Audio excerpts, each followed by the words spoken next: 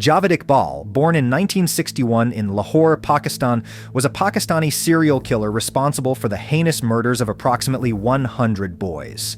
His case drew international scrutiny, not only due to his ranking among the most lethal serial killers in recorded history, but also owing to his distinctive sentencing post-conviction.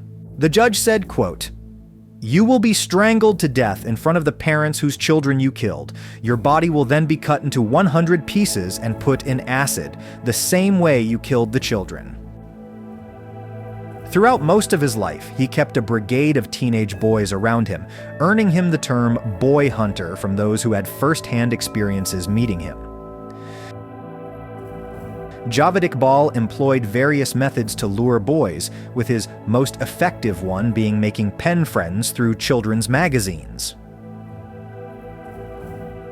After receiving photos of his pen friends, he would shortlist attractive boys and maintain friendship with them, spending thousands of rupees on sending them gifts like perfumes, tickets, coins, etc. Javed Iqbal was the sixth child, fourth son, of Muhammad Ali Mughal, a prosperous trader. He completed his matriculation from Islamia High School and started his own business in 1978 while he was still a student. His father purchased 2 villas in the town of Shadbagh, where Iqbal set up a steel recasting business in one and lived there for years with his boys.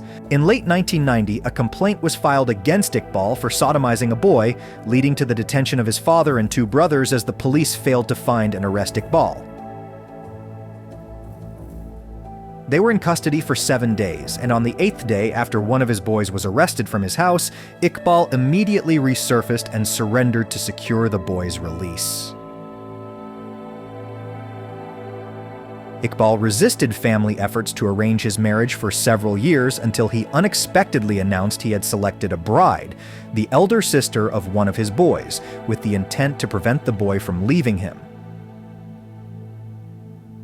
The marriage in 1983 lasted only a few months. Similarly, Iqbal married his youngest sister to one of his boys so that the boy always stays close to him. On one occasion, he assaulted the son of a distinguished individual of his local municipality. The matter was taken up by the elders of the area.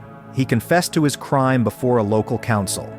He signed a stamp paper, giving an undertaking that he would not do it again. Later, photocopies of the stamp paper were distributed in the area. On the local council's order, he visited 100 shops in the main market to tender an apology. After the passing of his father in 1993, he inherited a significant portion of the estate, amounting to 3.5 million rupees. However, his detrimental habits prevailed, leading him to assault another boy. This time, however, the inhabitants of the town of Shadbagh confronted him, and as a result, he was severely beaten and expelled from the community. Iqbal invested in various ventures aimed at luring boys, such as a video game shop, a fish aquarium, a gym, an air-conditioned school, and a fair-price shop, all of which failed eventually. He also published a monthly magazine, Anti-Corruption Crime, where he featured police officers and established good contacts in the department. He conducted interviews with numerous police officers, including those who held high-ranking positions. In 1995, after constructing a large house from his inheritance in the outskirts of Lahore, he was often seen driving in expensive cars, mostly accompanied by several boys. He then sold his house and moved to Ghaziabad and opened a video game shop there to lure in more boys. In September 1998, however, Iqbal and one of his employees were assaulted, resulting in Iqbal sustaining serious injuries and being hospitalized for 22 days. He was arrested on release and charged with sodomy. While he was in the hospital, his assets, including his car and his shop, were sold to pay for his treatment.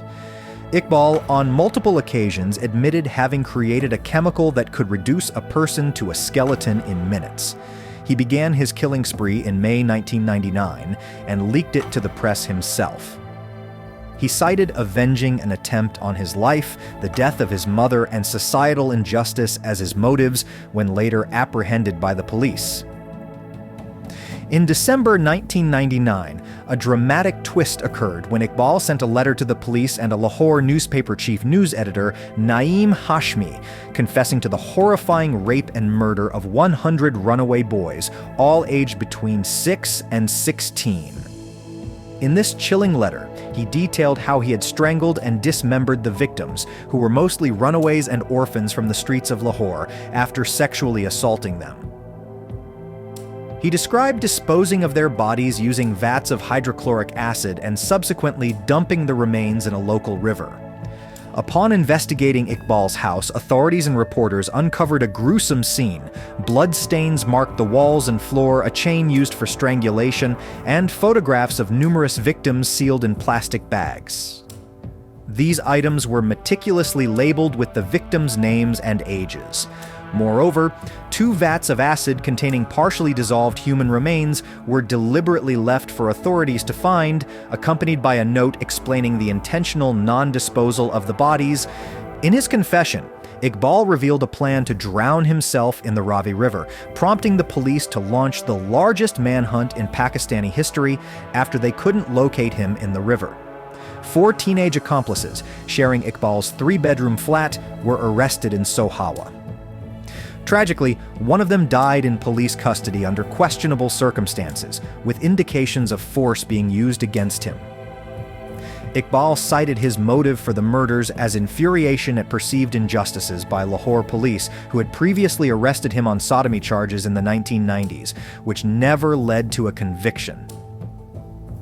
He detailed the grief of his mother, who had witnessed his decline and suffered a fatal heart attack, leading to his resolve to make 100 mothers cry for their sons as retribution. A month later, on 30 December 1999, Iqbal turned himself in at the offices of the Daily Jang, fearing for his life and expressing concerns that the police would kill him. Subsequently, he was arrested and faced trial and sentencing, where he received a death sentence in a harrowing pronouncement by the judge. However, the Interior Minister, Moinuddin Haider, contradicted this sentence, citing Pakistan's commitment to human rights. In a final and mysterious turn of events, on October 9, 2001, Iqbal and one of his accomplices, Sajid Ahmad, were found dead in their cells at the Kot Lakhpat jail. While there were indications of murder, official reports ruled the deaths as suicides by hanging.